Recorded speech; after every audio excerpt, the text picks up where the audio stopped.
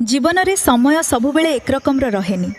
केबे भल समय आसे आउ केबे कठिन परीक्षा नेबार समय मध्य आसे। भल समय रे तुम सहित अनेक लोक चलिबे, हसिबे, फोटो नेबे, तुमको निजर बोली कहिबे।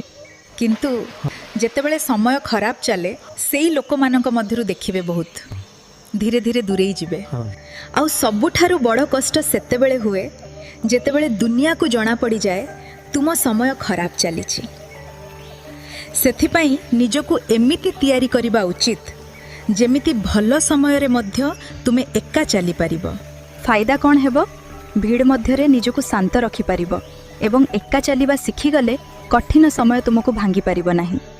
आउ दुनिया एहा बुझी परिबो नाही तुम समय भल चलीछि ना कठिन।